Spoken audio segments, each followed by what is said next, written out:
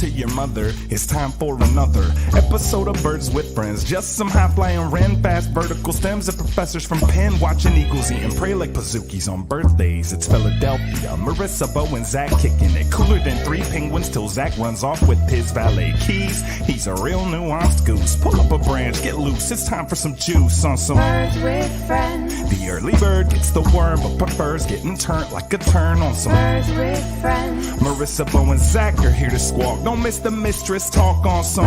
You know the term salt of the earth? I guess I screw up the term. I call it dirt of the earth.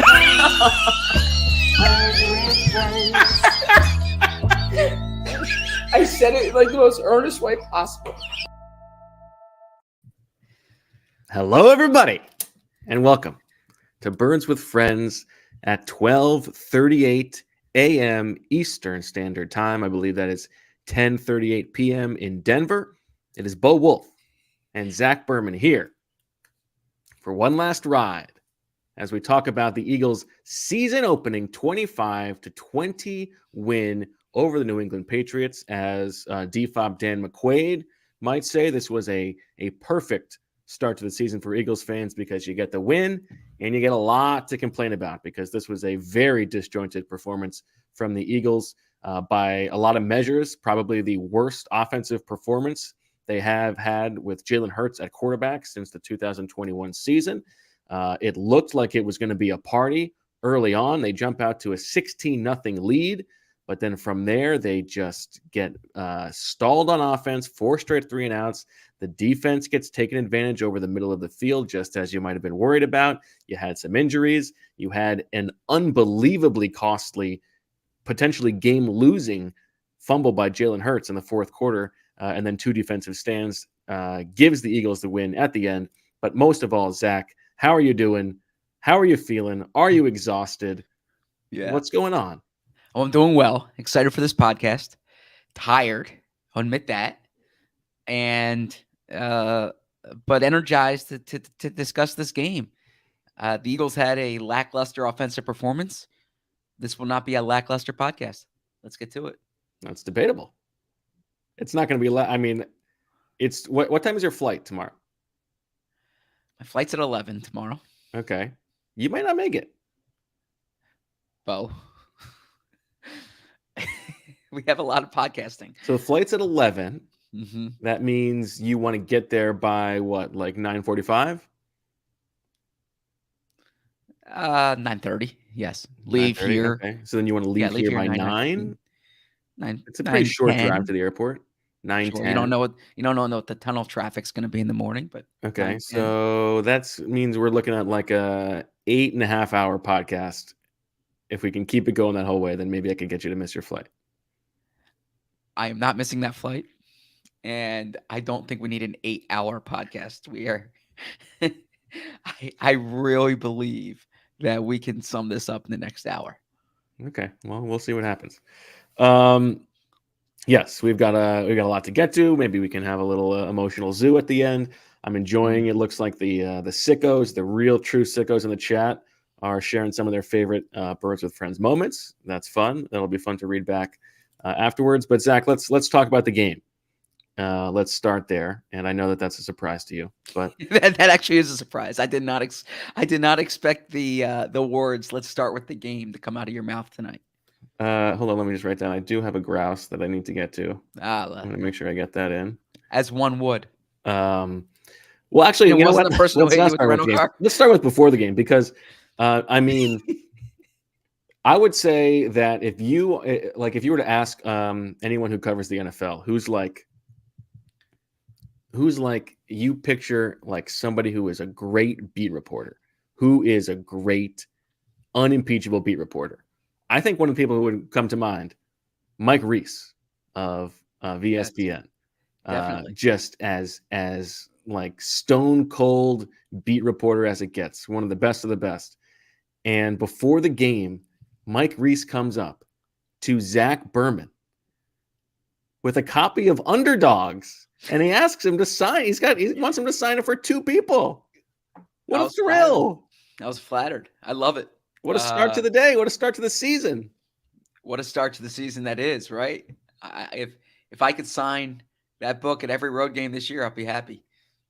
Hmm. Okay, well, there you go. All right, Zach. Someone said, I appreciated that. I thought you were going to give me a little more on Mike Reese. I mean, what an honor. Well, I mean, Mike Reese is awesome. Mike Reese is one of those beat reporters. He's one of those beat reporters you want to be like, in that just thorough, smart, even tempered, right? Yeah, I think he does the job well. Well, by the way, what happened with Tommy Reese's offense last night? I was out to dinner. I got to admit, okay, yeah, I wanted to watch that game, but two of my college roommates live here in Boston, and I was meeting them for dinner last night, so that took priority over Texas, Alabama. I only read the stories. I did not. I watched the first quarter, and then I didn't see it thereafter. And what did you make of Tom Brady's halftime performance? That whole spiel today. Oh, I thought it was great. I mean, Did you? him wearing the Tom Brady jersey, running, doing the "Let's go." Come on, he's a yeah. Oh yeah, that was really stirred my emotions. He had his kids up there with him. He said one of the most ridiculous things I've ever heard. They're putting New England on the map. He said before he got here, he didn't even know where New England was. That is actually true. And now and maybe that's true. He's from California, but also, like, do people not? And then he says, well, after we got those 6 Super Bowls, now people know where New England is. We put it on the map. Like, I'm sorry, were people really having trouble knowing where New England was? It's just the top right.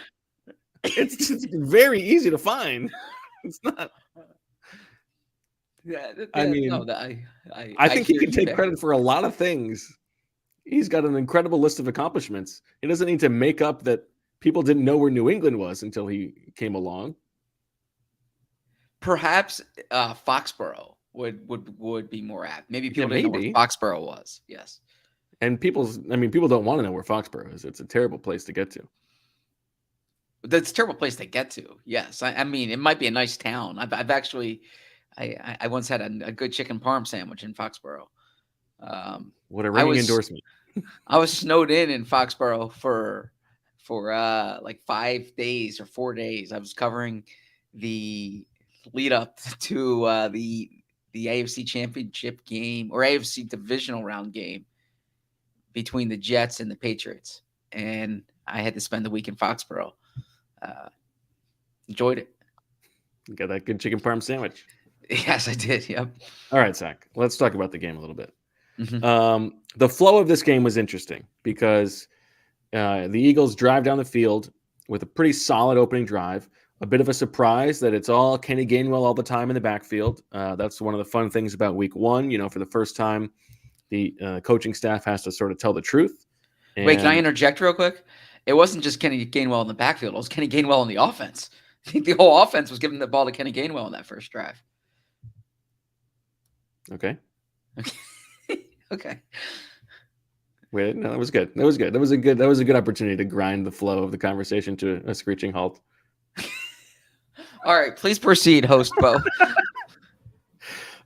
Yes, it was a lot of Kenny. Dare I add a comment on that opening drive, and they stall in the red zone. They get a field goal, but the offense is moving. It was a bit boggy as it was for most of the game. Not 2020 boggy. I don't know. I mean, it was 2020 boggy for most of this game. I mean, they threw the ball to wide receivers. They had one play over 20 yards. But Jalen's average air yard per pass attempt was 10.1 yards. Okay, well, that's because he threw threw 2 deep passes. You like how I pulled that one out? I'm sure it's in your story. Then it looks like the Patriots are moving the ball a little bit on their opening drive until big play Slay comes up with a tipped interception, and he runs it back, slaloming, showing off that speed. A 70-yard touchdown gives the Eagles a 10-0 lead on the very next play from scrimmage. The Eagles force a fumble. Jordan Davis prying the ball loose. Eagles get the ball, go down and score a touchdown. Devontae Smith rocks the baby. The man who is a one-day-in father. And as you said, Zach, He's playing this game because he's got the rest of his life with the baby. That's right. The rest of his life with the kid. Yes. He's got the rest of his life with Yeah. that kid. So the Eagles was go up there. 16-0 in the first quarter. You're thinking, okay, here we go. This is set up perfectly. This is going to be a party against this Patriots offensive line that's missing 3 of its projected starters. This mishmash of offensive linemen they've got, a bunch of rookies, some guys playing out of position. This vaunted Eagles pass rush is going to be able to just get after Mac Jones as they have to chase the game. And on the other side of the ball, now the Eagles can lean on their offensive line.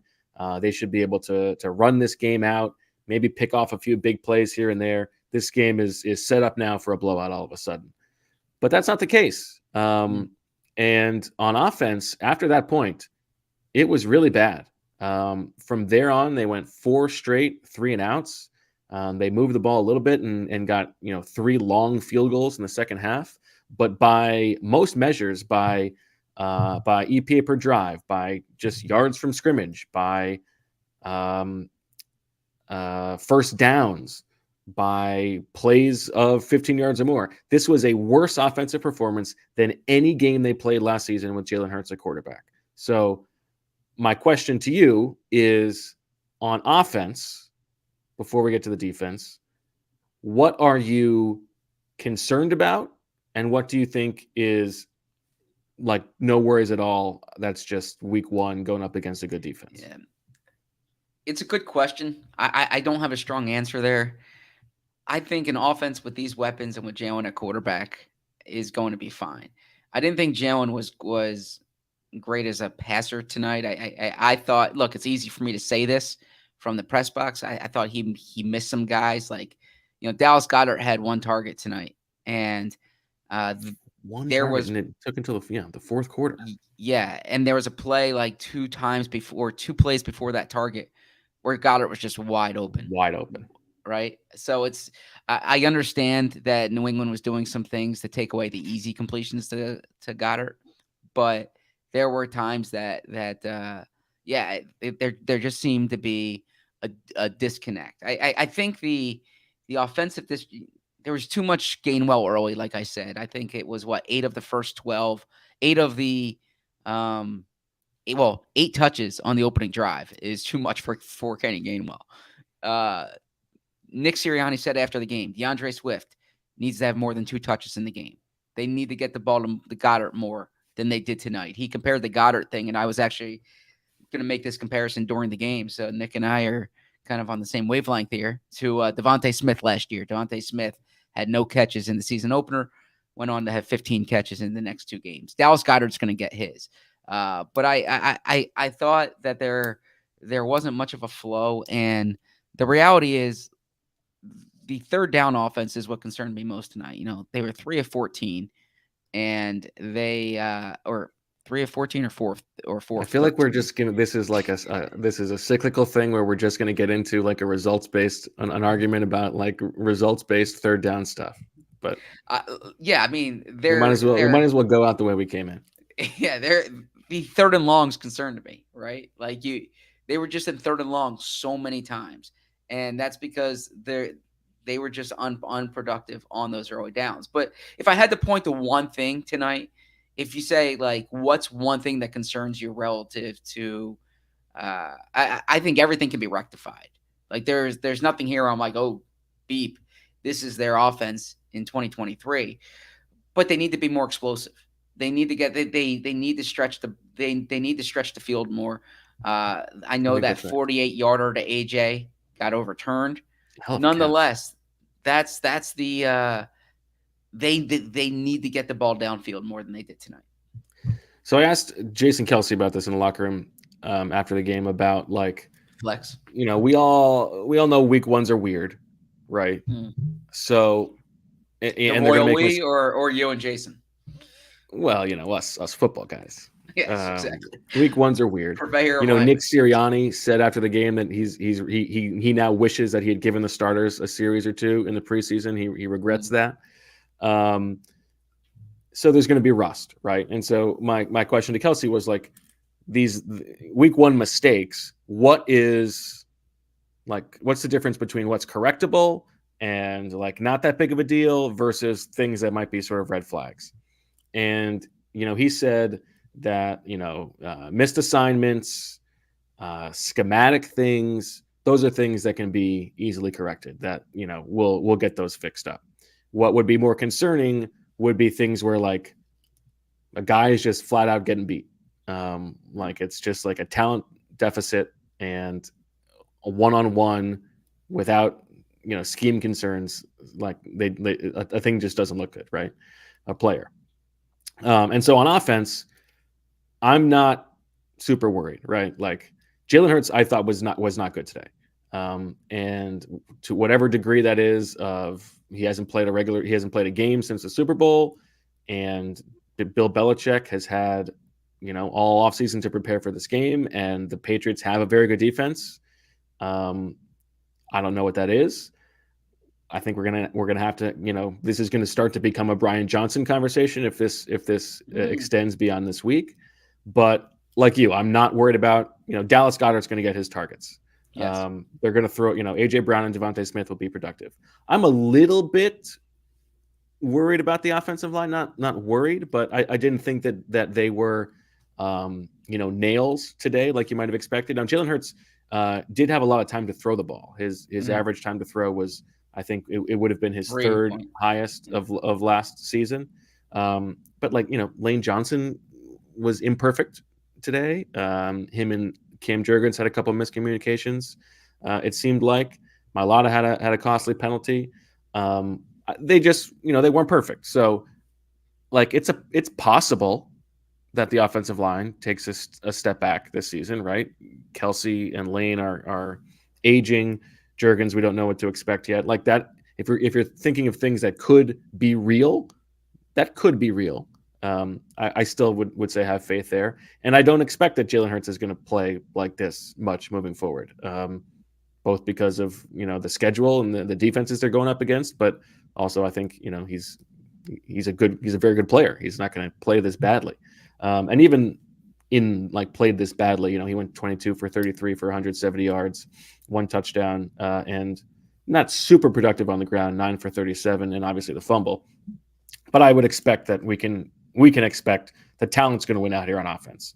I do think you mentioned the Gainwell thing. It did feel a little bit to me like, it's been so much on our radar how much they didn't throw the ball to running backs last year that like on that opening drive, they were like, okay, look, we can do this now. Even though it's Gainwell and not DeAndre Swift. Yeah. Like they were trying to show something. Anyway, I think my level of what would you say your level of concern is about the defense from let's say 1 to 100 turkeys? The defense. I'm sorry, the offense. The offense. Okay, I was like, that would have been a weird really quick transition there. Let's talk about the teams. My level of concern from 1 to 100 turkeys, 16. Okay. I'm not concerned at all. I mean, you're not concerned at all about the offense. No, I'm a little bit concerned. I'd put it at 29 turkeys. Only because you're a little concerned is 29 turkeys. My like a little concerned is 29 turkeys. Yeah. You're not even a third concerned. Well, yeah. I mean, it's one game. All you did was trump me there, but you that's not concerned. I don't want to 29 turkeys. Let's not bring Tom Brady and Bill Belichick's and Robert Kraft's friend into this, okay? We've got one more day where we can't talk politics, okay? Keep him out. 29 turkeys, man. I mean, come on. I mean, that's a lot of that's almost double your turkeys. Okay, yeah, because I was pretty low, but I am unmoved by the 29. You're unmoved by the 29. Yes. I don't know. I think like what I'm really concerned about is I don't think the offense is going to be bad. Like they were bad today. I don't think the offense is going to be bad, but they need to be great. And sure. I'm a little bit worried that they're not going to be great. Like if they're just the 8th best offense in the league, they're not going to be a 10-win team. Now, is there any validity to the notion that like they really want Jalen to pass the ball? That the running wasn't as designed tonight as it was last year, it seemed. and that Jalen was just not as effective as like when it's all about the passing. I don't think there's that much to that. Okay. And then is there any, I know you're going to shudder at this suggestion. Is there any validity to the fact that they're playing a Bill Belichick defense on week 1? And, Belichick has some good schemes in there. Yeah, of course. I don't shudder at that at all. I think that's a major factor. That would require you giving Bill Belichick at least like a modicum of credit. But yeah, I think he's one of the best coaches of all time. what? Oh, wow. Okay. All right. So you see, it took this long for you to admit it. I think he's in the top 20. You're going out as a Belichick stan. What I think has been made abundantly clear, given the way that their 2 careers have gone post-divorce, is that the quarterback was much more important. Well, I mean, come on. I could have told you that. Well, yeah, but I mean, this is a long-standing thing. One guy went out and won a Super Bowl in his first year with Bruce Arians. The other guy's still trying out Mac Jones. Are you making this first take here? Who deserves more credit, Brady or I'm just Belichick? saying, like, if we were ever going to get an answer, we've got a clear answer. Okay. It's like there should be no debate about that. Campaigning for Bayless's job. How dare you? No, listen. Now AJ Brown said something to this effect. He said that they were changing coverages a lot post snap, and it confused them at times. I think that is an area in which Jalen Hurts needs to prove himself. So yeah, I think that was absolutely a part of it.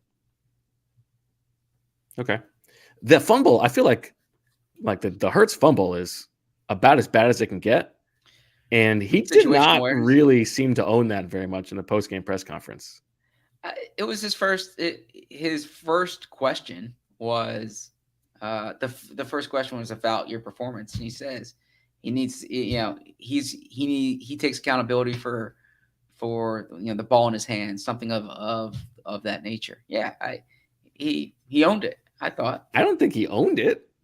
I mean, I'm just like I take accountability, but like that is an unforgivable play.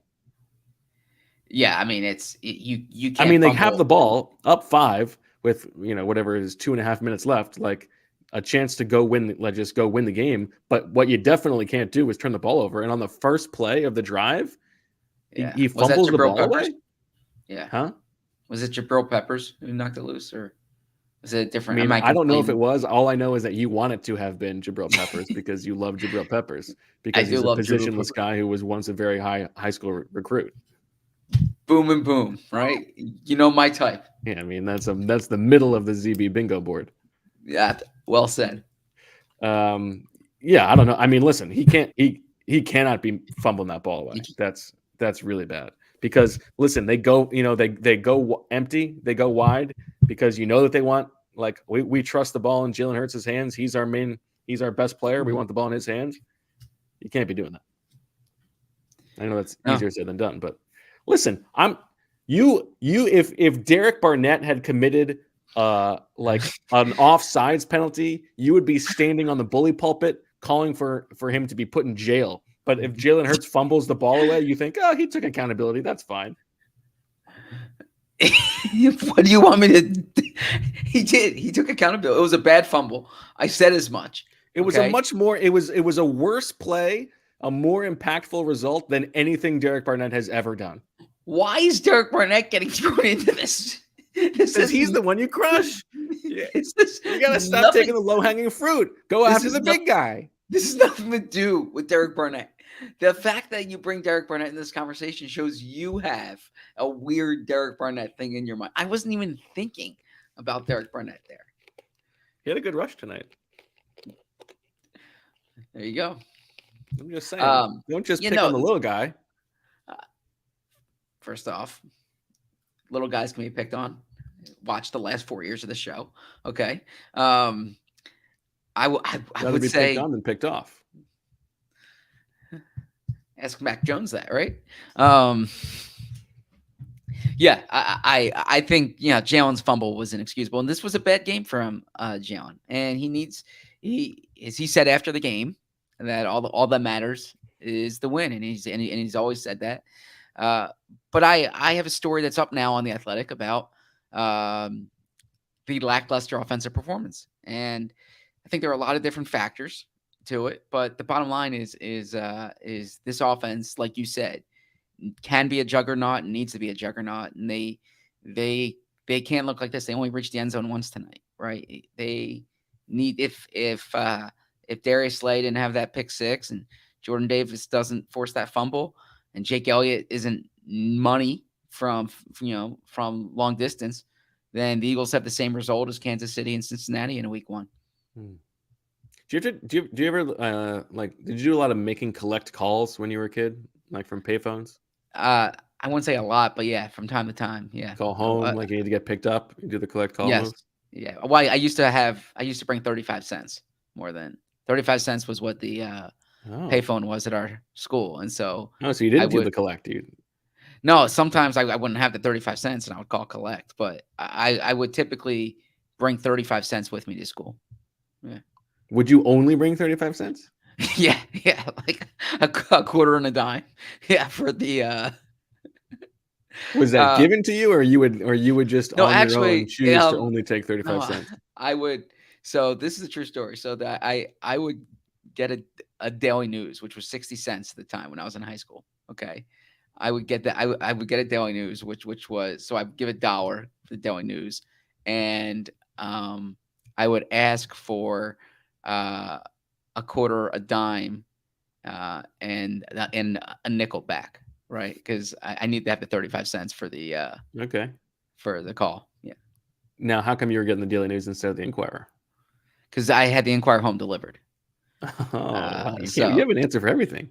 Yes, yeah. So I read the Inquirer in the morning, and I usually read the Daily News over lunch. I was a really cool 9th grader reading the Daily News over lunch. But yeah, shout out to Ted Solari. I always wanted to know what Ted was writing about high school sports.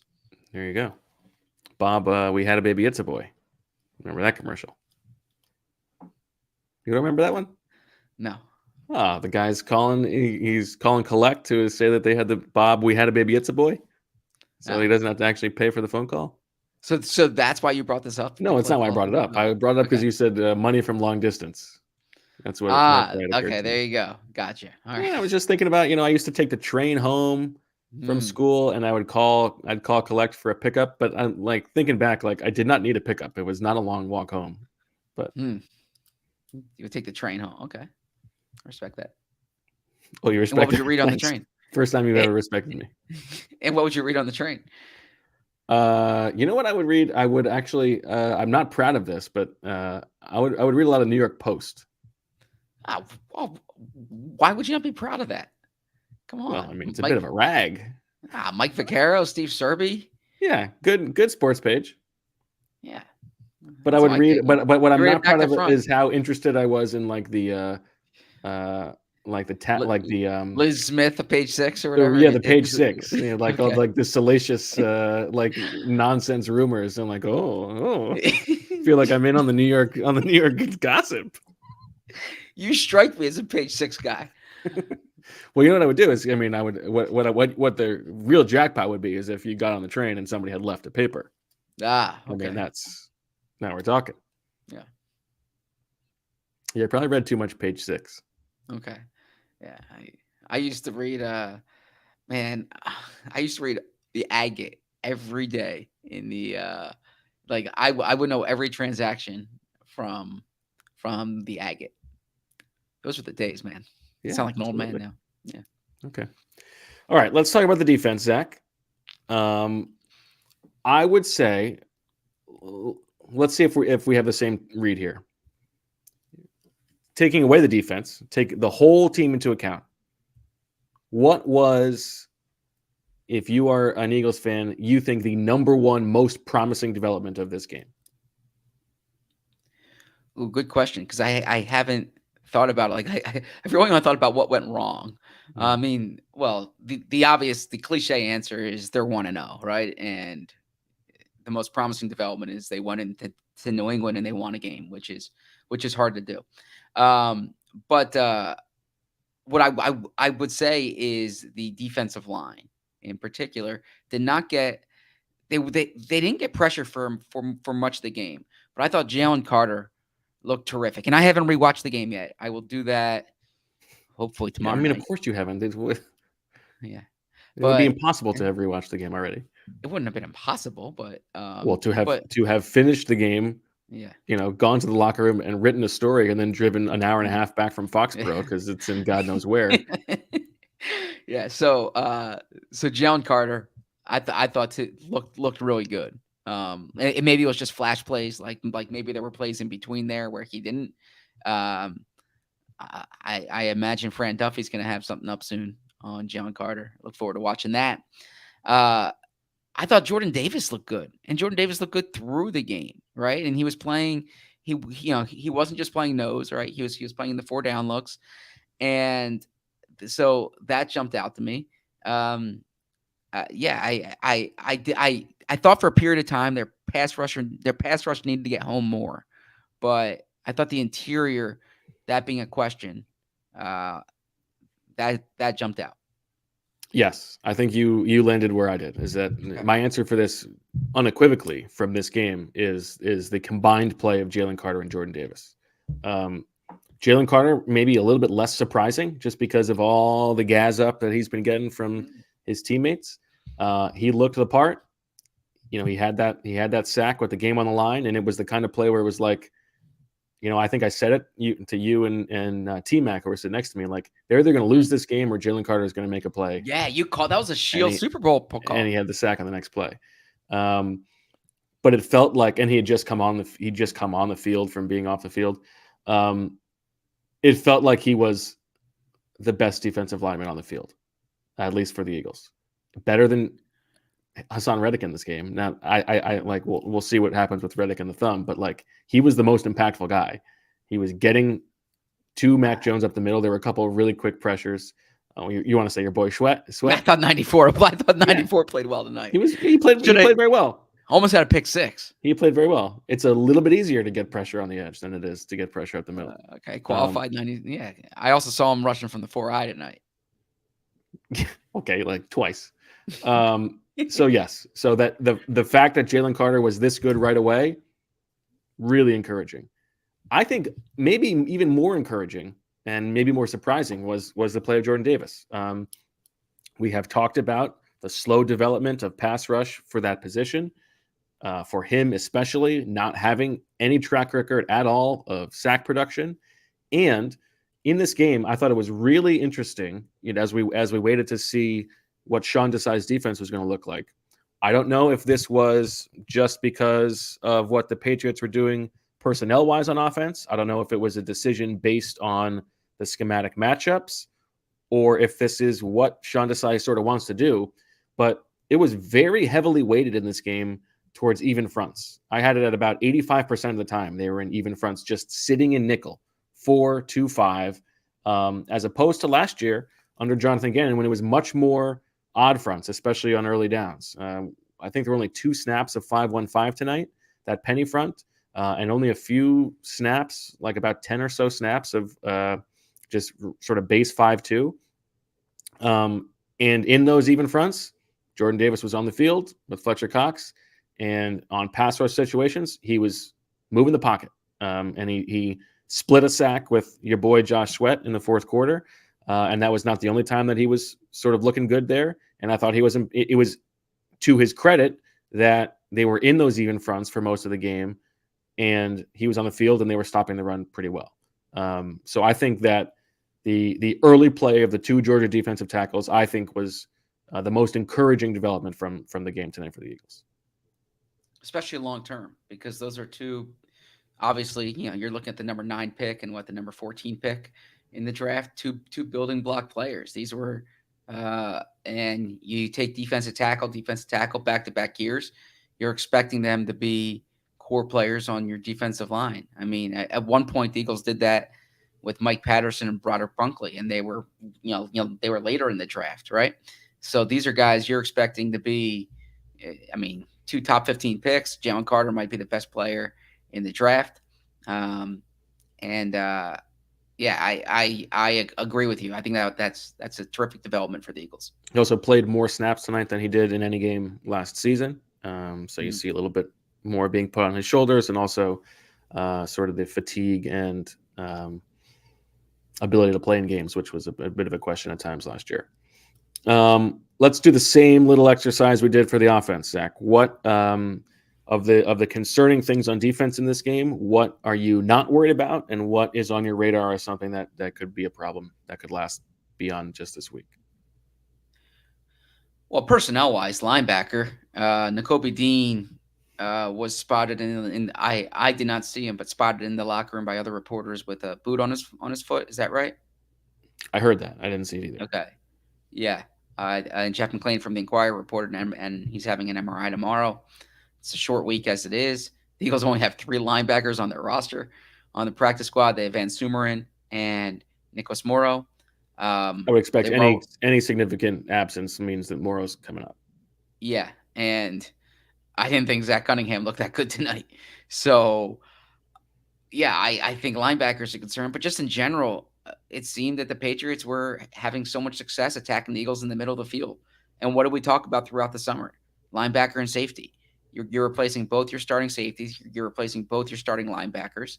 And you received solid to good production last year from TJ Edwards, Kaiser White, CJ Gardner-Johnson, Marcus Epps.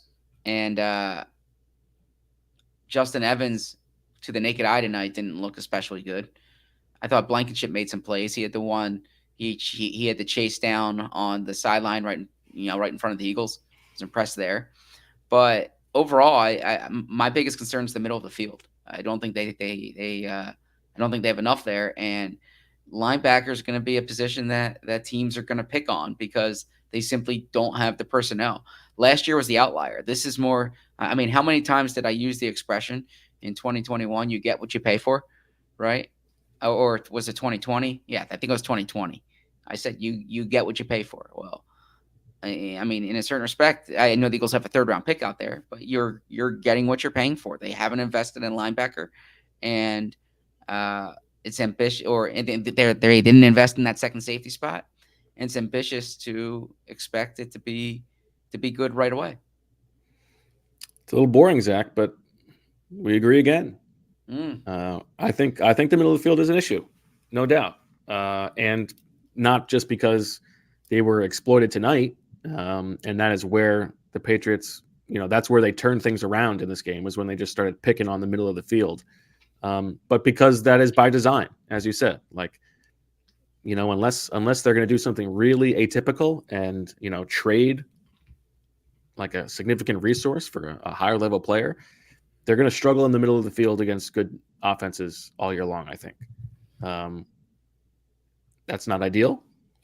You hope that you get maybe some turnover luck. But, there are not necessarily reinforcements coming. I think maybe tonight is an indication or a sign that Sidney Brown will be coming sooner than later at safety. We'll see about the Nakobe Dean injury. Obviously I thought that Christian Ellis looked better than Zach Cunningham out there.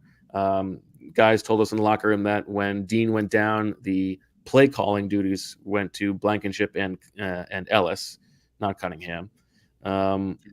But yeah, I mean, this is they built the team knowing that this is where they were borrowing from talent wise. I think that's probably the right decision in today's NFL. But this is what happens. It's when this is your weakness, even quarterbacks like Mac Jones can find it.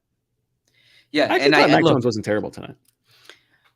No, but I thought that 4th down pass, you need to have that needs to be you need to give your receiver more of a chance to make that play. Yeah, he's got a noodly arm. But no, I think we saw late in the 4th quarter the reality of this defense is they're built with the line of scrimmage and those 2 corners. And look at you're yawning. It's typically the other way around. I mean, I'm allowed to yawn. I'm still here for the next 7 hours. Yeah, that makes one of us, not 7 hours. So you need to, when this pass rush gets home, which they did. There was a sequence on the drive before Fletcher Cox's fumble. Before Jalen Hurts' fumble, when Fletcher Cox had like back-to-back plays when he penetrated the line of scrimmage. That you need your defensive line to get home. And eventually, Hassan Reddick's going to get there, right? Josh Sweat's going to be consistent. Nolan Smith, when he was in there tonight, didn't have I need to watch his rushes over again. He was going up against Trent Brown. Talk about a big dude. Didn't get much there. Maybe the chat can chime in and tell me if I was wrong. He played 7 snaps. Okay. Yeah. So overall, the middle of the field is the biggest question. Now, James Bradbury left this game after suffering an injury on some friendly fire from Terrell Edmonds, who was playing linebacker at the time. Now you're the one yawning. Sorry, man. I've been up since 5:40 this morning. That's your fault.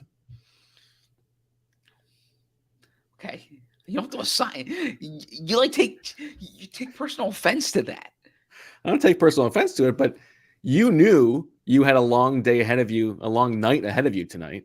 You had nothing else that you needed to get done until like 11. You could have slept in a little bit more. What do you do when you wake up? And why didn't you take a little Advil PM last night? In hindsight, I probably should have. Yeah. Okay, what do I mean? First rodeo? Like, you've been here before. True. Are you gonna miss this? Am I gonna miss this? Well, this very specific. I'm gonna get a lot of this. Am I gonna miss this? No, I'm not gonna miss this. I don't feel like this is my optimum performance. But it's not about optimum performance, Zach. It's about typical performance. Typical performance. Yes, and we are going to have a lot of examples of typical performance in the coming weeks and months and years ahead. Let's hope. Let's hope. But yeah, no, but the 1:20 a.m. pod. See, I think this is what it's all about. Really? Why? This is intimate. This is, this is special. This is something you don't get on anywhere else. All right. Okay. Now you're getting sentimental. This is like Bizarro Pod. You're yawning. You're getting sentimental. Typically, I'm the sentimental one. No, you're not. Sentimental. You're like the one who's Mr. No Emotion. You don't want to let anybody in. What are you sentimental about on the show? What am I sentimental? On the show. Oh, on the show. I meant in life. You were. I don't. Where are you getting this from? That you are the sentimental guy. Probably from your comments recently. That's kind of. That's not sentiment. That's not sentimentality. Okay. That's just. We don't need to get into that. Nervousness and. No, stop. In any event, am I gonna miss this? Look, we're gonna have a lot of time together, you and me. So. Well, yeah, I'm not worried about it. I'm not saying you're gonna miss me. You're gonna miss being live online at 1:30 in the morning with the sickos, letting them in. Well, first off, we're not saying. I'm hoping we're saying see you later, right? But no. In addition, I'm hoping, or I like to think that I can be like a red light player, and this isn't like a red light player situation here at 1:20. This is like try to stay awake, try to manufacture energy. Yeah. So that's my answer to that one.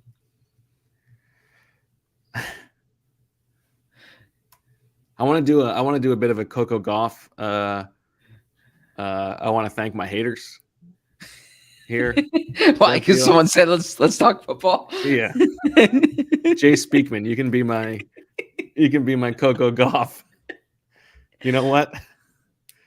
If it weren't for the haters, we wouldn't be here right now. I Pick a mean, different show, my man. Jay, you're speaking my language, buddy. Okay. So anyway, Bradbury gets hurt. Josh Jobe goes in at the end of the game, and he is the one in coverage on that last play of the game. Talked to him after the game. He said, he's Mac Jones is his boy. He knew he was coming at him. But the Bradbury injury, what's your sense there? It seemed like it looked like it could have been a concussion or something, and people said he was bleeding from the mouth. I didn't see that, but he was actually in the locker room okay. Yeah, it seemed like so. Maybe he'll be ready for Thursday. Well, if he has a concussion, he won't be ready for Thursday. So that's Right. why that ruling is significant. When you have a short week game, it's hard to get clearance for Thursday's game. So that's gonna be a big thing from Sirianni tomorrow. Yeah. Otherwise, I think I probably feel about the defensive line like I do about the offensive line, where like I am willing to admit that it could come back a little bit and not be quite as dominant as it was last year, but there's still too much talent for them not to be good. So on the edge, obviously. I mean, okay. Anything you want to talk about on special teams? Well, Jake Elliott's money. I mean, he did miss the extra point, but man, he's 8 of 9 or was 8 of 9 the last 2 years from beyond 50. Hit those 2 50-yarders tonight. Where do you think the delineation is on the roster of guys who have made collect phone calls in their life? Like, who's too young? Where is that? Because like Jason Kelsey's probably done it, right? But I mean, yeah. Well, here. Let me frame it to you this has way. Josh Sweat done it? No, but well, here. Let me frame it to you this way. At what age now do you start getting a cell phone? I don't know. I'm asking. I haven't had to make that decision yet. Chat. What age now do you get a cell phone? And then so now let's say 10 years ago, Right. What age did you get a cell phone?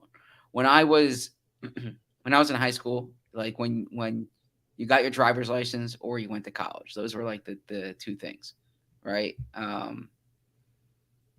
Yeah. So Varying answers in the chat here, but someone says they're 31 and they've never made a 28. Now look at Jay Speakman getting in on the non-Eagles action. Atta boy, Jay. Way to live a little bit. Way to have some fun. It doesn't have to be so serious. Is that your alt, Zach? Is it my alt? Yeah. And what's an alt like? So like someone who's like that's your side. That's like pseudo your name or something. No unconed sources. It's like your Colangelo burner. No, I do not have a burner actually. Okay. All right. Well, that'll be a good investigative piece for you to make somewhere down the line. Is who's the oldest? I don't think I'm doing that. Who's the youngest player on the Eagles? Who's the oldest player who has? Who's the youngest who has? The youngest who's made a click call. Yeah. Jalen probably made a click. I mean, Jalen's like an old soul. He probably no. Jalen would never call collect. You can't ask somebody else to pay for you. That's true. I place the calls. I don't. He would. Okay. That is so. That mean I would. It's like 10 to 1 that he says the phrase like we don't call collect as a thing this season. Like, trying to think who. Rick Lovato. Okay. He's from what, Middletown, New Jersey? Is that right? I think that's right. Yeah, at some point he was probably calling collect. Shout out to DFAP Daniel Gallen, who a few weeks ago let me know that he made the trip to Mecca. He stopped by Joe Ostman's Family Bakery in the Upper Peninsula of Michigan, which we've talked about it for a while. It was in his bio for a long time. He said it was good. Shout out to Daniel, doing good work in Penn State. My special teams take is a thing that we've already talked about. I think that Eagles fans need to understand and think about special teams like you just said about linebacker. You get what you pay for. Like they're not going to be great on special teams by design. Now, tonight's core group is actually a little bit more experienced than it was last year. Not together, but because you have guys like Terrell Edmonds and Justin Evans out there, they're a little bit older on average than they were a season ago. But they're not putting resources in special teams.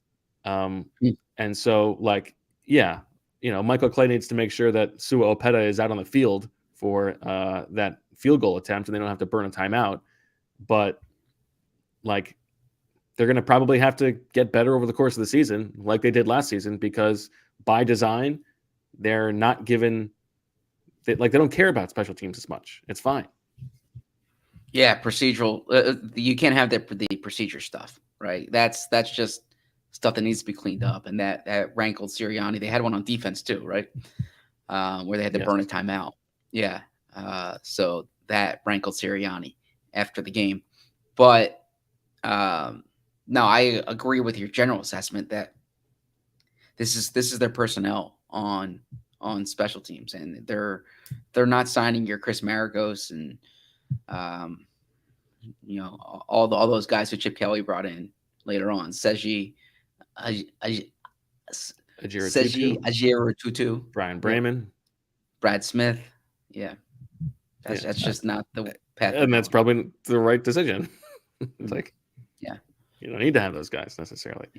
Yeah. Okay. Anything else game-wise we need to touch on? I'm sorry. Those visible yawns are not attractive. Who's to say? Maybe someone's got a kink. Sirianni said he thought Brian Johnson did a great job tonight. We should talk about Brian Johnson. Okay. I just, we've said this before. We spent so much time last summer talking about how this was the first time that Jalen Hurts was going to get to play for a play caller for the second year in a row since he was in high school, and what a big difference that was going to make. It's probably not reasonable to expect that Brian Johnson is going to be, a game day maestro from week one. It's probably going to have to take some time. It shouldn't have to take that long given the offensive talent they have. And I think that's probably what would have been my complaint about the design of this game plan, is that they didn't really seem to take as much advantage of just one-on-one matchups. Yeah. Maybe that was what the Patriots defense was trying to do to make it so that they couldn't do that.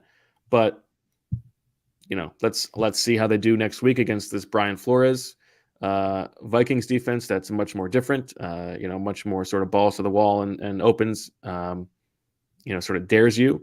But I don't know. It might take more time than Eagles fans want it to take if Brian Johnson's going to be a very good play caller. I guess we'll see this week, short week against Brian Flores. You use your bread and butter stuff on Thursday nights, right? So we'll see there.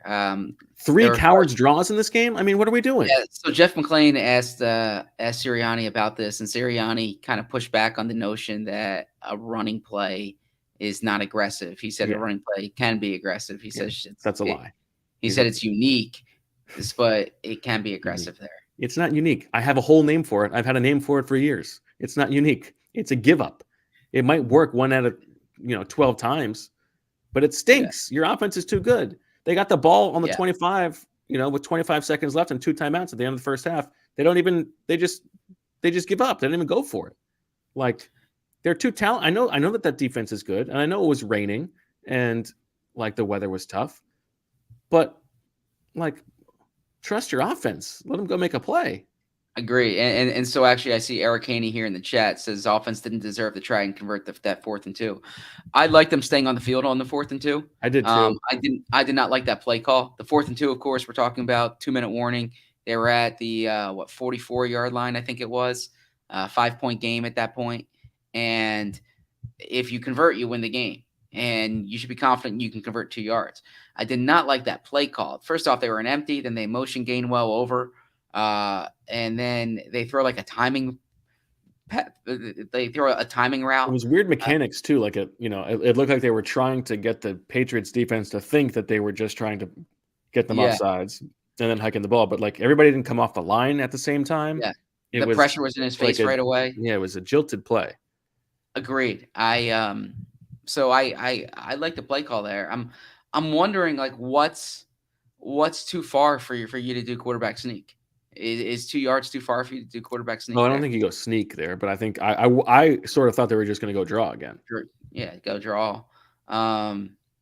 If you're going to do any type of like pass to AJ, pass to Devontae, give me the sprint right that you hit Devontae with on the touchdown, something like that, where you can just get them and you throw that. Quick pass. I would just just let AJ Brown.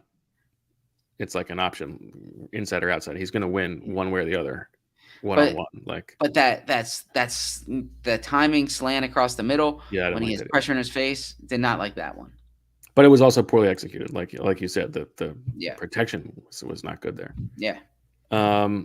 Sirianni said, by the way, he said that. But that is a weak answer from Sirianni. Like, I'll run. The coward straw. Give me a break. Yeah. So the fourth down question, on that fourth down one, he said that when he lands and he drives home, he's going to call his dad. Pretty late. France Sirianni's up late. Probably watching the show. This is when I missed the last BWF postgame pod. And he said that's the question his dad's going to ask him, so he needs to have his answer prepared. And I said, "Are you going to give him the same answer you gave us?" Because his answer was like, "You have to have conviction," and he's like, "Yeah, I'll give him the same answer." So, okay, I was glad that they went for it. You probably want that. Mm-hmm. I got to give my grouse to the whole Gillette Stadium situation. Like, what are we doing? It's so emblematic of the like the whole Patriots like nose up. You have to play the game on our terms. We know better than everybody else. Like you have to do it the Patriot way. Like, oh, we must have this stadium 45 minutes outside the city on a road that's just 2 lanes and is incredibly inconvenient to get to, and there's nothing around here. And I'm not even going to get to the sports writer press box complaints about them not having lids for coffee, but and running out of food. But yeah, like I haven't eaten in a while. Can we like? I mean, look, you don't even have the stadium there. Give me a break. Stadium, well, yeah, like the stadium was in Foxborough. It's ridiculous. How do they not? If they're going to build it outside the city, how about build it in a place that's convenient to get to? Still, that's like off of a couple different highways. So the stadium was in Foxborough before the whole Patriot Way thing took over. But I hear you there. Part and parcel of the same deal. But then to your point, they bought all the real estate around it. They opened Patriot Place. It's a whole complex. You have the shops, the hotels, the hotel, the movie theater. I've seen a movie there before, actually. What movie did you see? I forget now, but I do remember it was during that period when I was there for 5 days.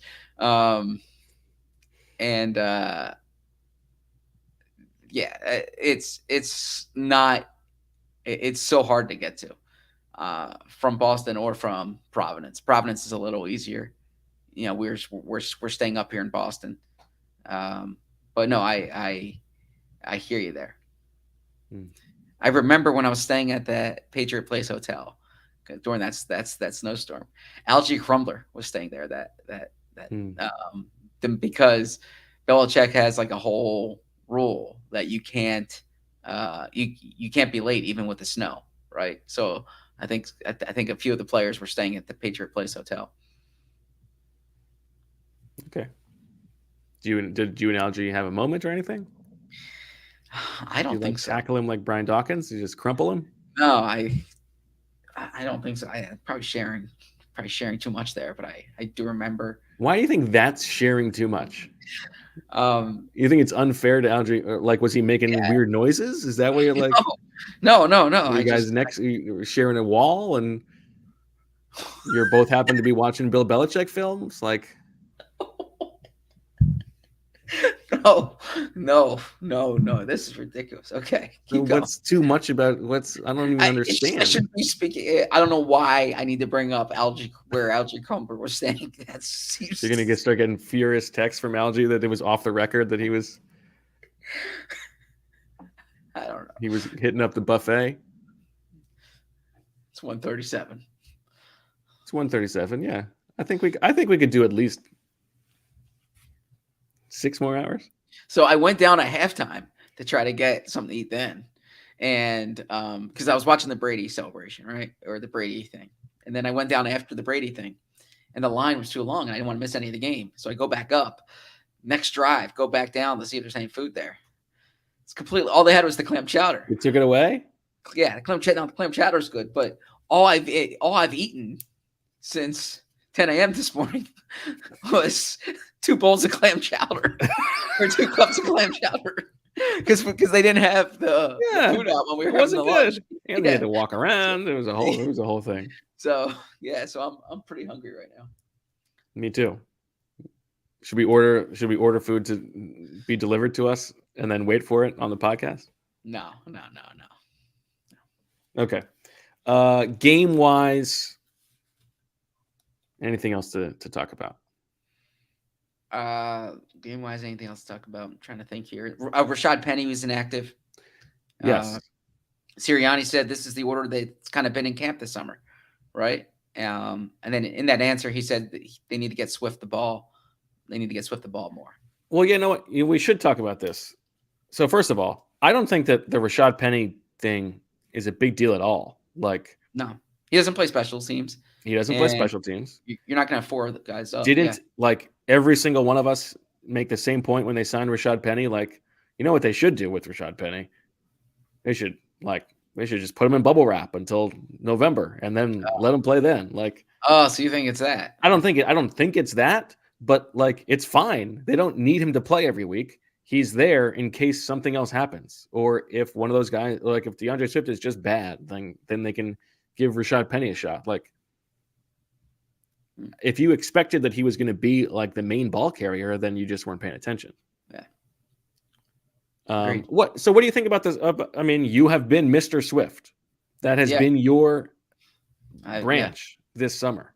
That like he is going to be the guy who like brings some explosiveness to this offense. He's the guy who they want to be the main guy. What do you make of him playing?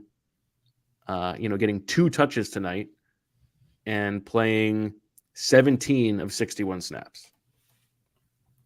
Well, I think it's I'm not going to say egregious, but it's bad it's bad use of a really talented player. And Nick Sirianni would tell you the same thing because he said after the game they need to get him more than 2 touches. I think he's their most dynamic running back. I think they need to use him more. I was surprised by the usage. I think Sirianni was surprised by the usage, and I think we'll see an overcorrection on Thursday night against Minnesota. You think this is going to be like the A.J. Brown, Devontae Smith thing from last year, that they're going to – you don't think that this means that they think Kenny Gainwell is their most trustworthy option in the backfield? You think that this was a mistake, that this was – well, no, I mean, there's a reason why Kenny was on the field first. I think for now, Kenny Gainwell is the number 1 running back. I think they're going to try to get Swift more involved, but I don't think they're going to all of a sudden make him the lead guy. Oh, I'm sorry. I did not mean to do that big yawn. That's all right. I told you, someone's got a kink. Yeah, I think Swift is going to play more. You'll see. Wow, so confident. Yeah. All right, let's revisit some of the turkeys to the castle wagers that we made. Summer. Let's do that. Why are we doing that? Running back week 1. Gosh. Who's going to lead them in touches or snaps? You had only 35. No, you had 25 on Gainwell the first time we did it. I had 35 the first time we did it. Then you had 40 the second time we did it, and I had 44 the second time we did it. So advantage me. Who's going to be wide receiver 3? We were equal on Quez the first time we did it at 60-60. You held firm at 60 the second time. I dropped down to 52. So good job by you. Quez Watkins played the heavy majority of those snaps. I can tell you quickly, he played 47 snaps to Olamide Zaccheaus's 7. So a little bit of a makeup for you there. Jergens, we went 75 each, and then 98 100. So you pick up 2 turkeys. DT5, good one here. Let me look at it because I believe that Kentavious Street and Marley Tuipulotu played 6 snaps each. So no blood here. That one will have to carry over. Edge 4, Derek Barnett over Janarius Robinson. I had 60. You had 65 the first time, but then you went 40 the second time. I went 80. So a good job by me. A huge pickup of turkeys there. I think that tells you where this one's going. Linebacker 2. Other is who this would be because it was Zach Cunningham. You had 30 the first time. I had 21. Then you had 60. I had 45. Good job by you. Cornerback 4. Josh Jobe, you pick up 5 because you had 10 the first time. I had 5. You look like you're literally about to fall asleep. Then we both had 100 the second time. Now the safety combination, good one here. Other takes this. We had Blankenship Edmonds, Blankenship Brown, Brown Edmonds, or other. You had 10 the first time. I had 5, but then as things crept on towards the end of camp, you had 30. I had 40. So I pick up 5 turkeys there. And that punter, you pick up a few turkeys on Sipos, but I believe adding this all up, that's a victory for me in Turkeys to the Castle 2023. Congrats to you, boy. Congratulations. Yes. Congratulations. Emily this could be the final game of Birds with Friends. Yeah. And I win, as I should, as the champion. I know how much it means to you. So absolutely. Right? I'm happy you won. Are you happy I won, or you just want to end the show? No, I'm happy for you that you won. Like you deserve something that makes you happy. What kind of competitor are you? Jalen Hurts would not be happy for Patrick Mahomes. I'm happy for you because that's more important to you than it is to me. How dare you? It makes it a backhanded compliment. You played the game. You played to win the game, Zach. Yes. You got to compete. Yes. You know why? Because nobody watches training camp like we do. Yeah, it's true. That is true. Turkeys to the Castle, baby. First time. Okay. First inaugural winner of the Turkeys to the Castle 2023 draft. All right, Zach. I know you want to get going. Do you have any final words? Yeah. I'll say I don't have anything prepared here. I actually I was thinking about what I said the other day. I thought we were going to do it in a more graceful manner than just in the middle of the review. But I will reiterate that Birds with Friends is a special community.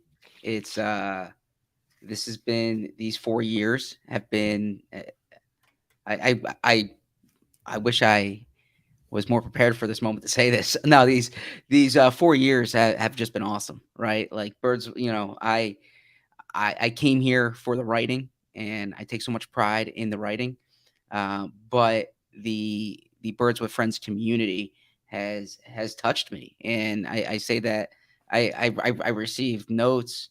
I received a note recently about how it brought someone through the pandemic, and we've received that a few times, and how people view us as part of their family, and this is fun. Like I admit I'm pretty tired. It's been a long day. I don't like doing the pods at 1:46 a.m. But this is fun. I enjoyed this, and what I can say is that what you we'll keep doing a version of this, and we'll make it we'll make it better. And I'm excited to see what the two of us can do together, because I love working with you, and I'm excited to continue doing it. You're an incredible host. You're creative. You're smart. You know football. You're a great conversationalist, and yeah, I'm excited for what's ahead, and I'm really grateful for all our Birds with Friends listeners. And it, I imagine at this point it's just the Birds of Friends listeners, but really anyone who has subscribed to the Athletic over my time here to read my stories, to read our stories, it really it's the most rewarding thing. Whenever someone, Bo and I were out for coffee the other day, and someone stopped by and said hello, and it's the nicest thing when we hear that. So I'm very grateful for everyone here and for all of our readers, and I'm excited for what's ahead. Would you go so far as to say you love the listeners? I love the listeners. How about that? I love the listeners. Wow. And That's wait, how and by desperate the you are way, to end this show. no, and I do want to make special mention of two additional people here because, look, I mean, Bo and I can't like get into specifics about what's happening. That will come in due time. I promise. But Birds with Friends would not be what it is without Shield, who created it with Bo, and I'm sorry. Shield deserves sorry, who's special that? mention here. And then Who are you Marissa, talking who about? and by the way, Kent worked with us, and Kent's terrific as well. Most of the time on the show has been Marissa, and Marissa is a big part of this. And I so value, like I said this when Shield left, that I get so focused on the Birds and not so much the With Friends. And this show has really kind of reinforced the With Friends because, I mean, you, Marissa, and Sheila are all my friends. So very grateful for all you guys. And yeah, this has been an awesome part of my last 4 years. That was very nice. Yeah, I would say that I probably should have written something down too, but I didn't write something down. Yeah. So no, I'm saying we both should have, but but yeah. we didn't. Yes. We talk a lot. We drop that L bomb a lot on this show, right? We talk about love a lot. We end every episode saying that we love you. We made a big deal when you said you loved me the other day, Zach. You just dropped it on the listeners. And I would say I love this show. This is our 7th week 1 post game pod that we've done. We started in 2017. I have been doing this show longer than Casey has been alive, right? And it has been a pleasure. Like you said, I get a real kick out of people listening to the show and liking the show and saying hi. I love the sickos, and it is sad that this is the end of this particular era. I have I am very grateful for the last 6+ years at the Athletic. I have nothing but great memories. Getting to build something from scratch was very exciting. I think in a lot of ways we're sort of chasing that, but like as happy as I am and as proud as I am of having written some stories that I'm proud of, doing the show is the best, is my favorite thing. And I love being here at almost 2 a.m.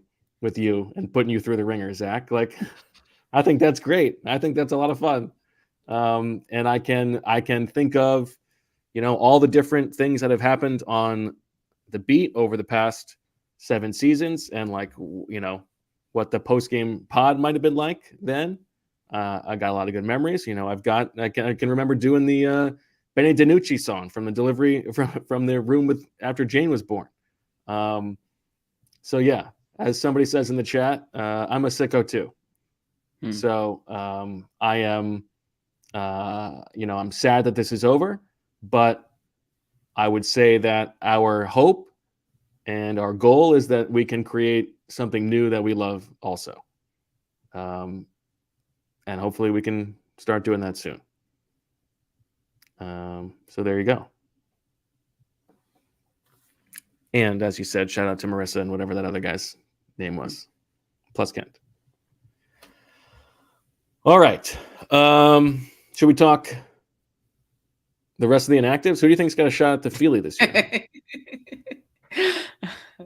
That was really nice of you, Bo. That was really nice of you. And you know what, Zach? Thank you. Thank you for always putting up with everything and being a good sport. That's nice you said. And you know, being a willing punching bag sometimes. You are handsome. Thank you. I see that coming. Even when you yawn. Okay. You are talented, and nobody cares more than you do. And I think that's your superpower. So, thank you. I love you too. I appreciate that. All right. What else we got? Do you have a grouse? No, I don't have a grouse. I know that this is when the show should end, but I don't want to end the show.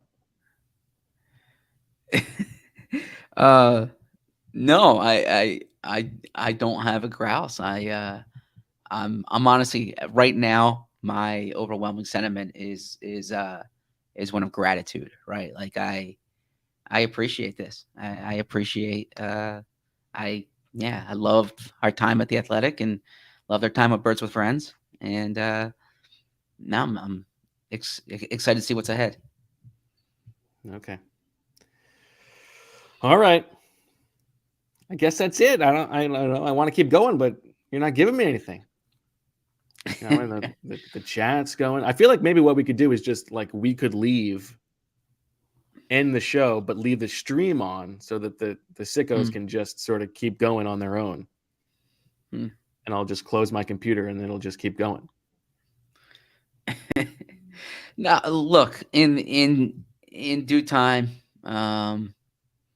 this will all, you know, there will be clarity here, and we're excited for, you know, we're Bo and I will continue to do this. Not at 2 a.m., but we will continue to do this, and you'll see and hear a lot of us. All right, Zach, here's my thing. At some point, wherever we go next, I'm going to force you to do at least one 2 a.m. pod. Maybe, how about once a year, Okay, I'll do a 5 a.m. pod with you, and you do a 2 a.m. pod with me. Deal. Okay. That seems like a nice agreement. Okay. All right. Well, there you have it. The Eagles start the season with an underwhelming 25-20 win, but a win is a win. That's all that matters, as Jalen Hurts says. They've got a quick turnaround ahead of Thursday night's game against the Minnesota Vikings, who had a surprise loss at home to the lowly Tampa Bay Buccaneers. Kirk Cousins, the Melvin, is coming to town. One of the original Grouses, all the way back from 2017. Obviously, last year, that Week 2 game was Jalen Hurts' introduction to the NFL, that he can be a pocket passer. Picked apart that zone defense that the Vikings were trotting out there, that static zone defense that they had. And we all know what happened from there. We'll see what happens this time around. Another primetime game at home in Week 2 against the Vikings. Let's see if the Eagles offense can look a little bit better than it did against ya boy, Bill Belichick, who has always said that, you know, Donnie Trump gets a really, really hard time from the media. And it's just, he wrote that famous letter, which I remember read on the episode before the 2017 Super Bowl when Shield predicted the exact ending of the game. I guess that's all we got. So, for Zach and Shield and Kent and Marissa and Michael and Deniz and Coach Flynn and Handsome Rich and Fran and Tim Kawakami and Greg Rosenthal and Jason Reed And who am I forgetting? Tyler Dunn. Tyler Dunn. Yeah, you had back-to-back book guests. That was nice. Yeah. Mountjoy. And Matt Quinn. Matt Quinn. And Deontay. And Nate Tice. What's that? Who did you just say? And Yasenda. Oh, Tony Yasenda. Yes. Not my Senda, your Senda. Yes. And my brothers. And your brothers. I think that was the best moment in Birds with Friends history, frankly. and Brendan Quinn. And Brendan Quinn. And Teron Davenport and Diana Rossini. And Diana Rossini, our teammate. And Tyler Tynes. And Tyler Tynes. And Solak. And Ben Solak. And Jimmy Kempsky. And EJ. And Jeff McClain. And Elliot Shore Parks. Elliot Shore Parks, yes. And the Kapadia kids. And the Berman kids. And Casey pretending to be Michael Dunn. Smacking me on the face. And Michael Dunn. And Tony Pauline. And Dan McQuaid. And Brandon Lee Gowden. And Emily. That's my favorite one. And I don't know, anybody. The chat has given me some here, but I feel like I know we're missing a couple. I'm sorry if we missed you. But for everybody who has been associated with Birds with Friends over the years, we thank you for listening.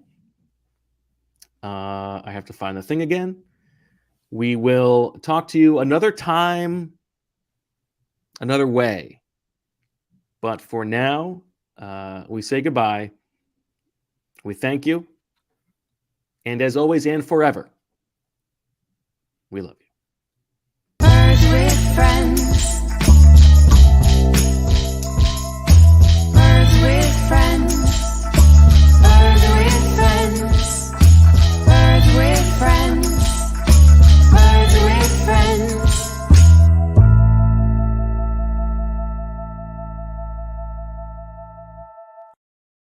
And Dane Brugler.